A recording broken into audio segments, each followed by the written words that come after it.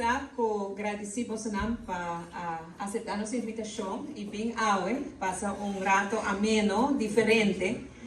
Ora que a equipe apresentar minha ideia, então eu penso que domingo ainda, sabe, vou trabalhar ainda, está bem, não está bem, mas vai completamente ribanar proposição e me dá muito contento com você não tem.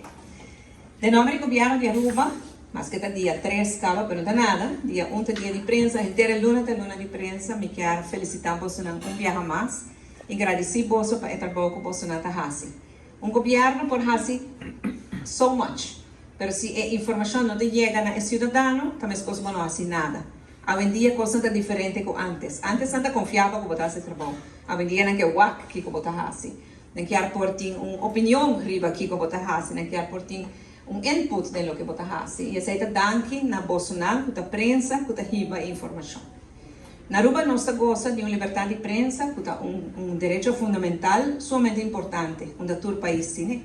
E essa é algo que nós temos que proteger, nós temos que cultivar, nós temos que manter no nível que está, assim nós conseguimos fazer uso de livremente, mas nós estamos fazendo. Me quer, a maneira me avisa, me quer que tenha nós para proteger o direito importante aqui na Ana e seguir para nós conseguir uso de para o tempo.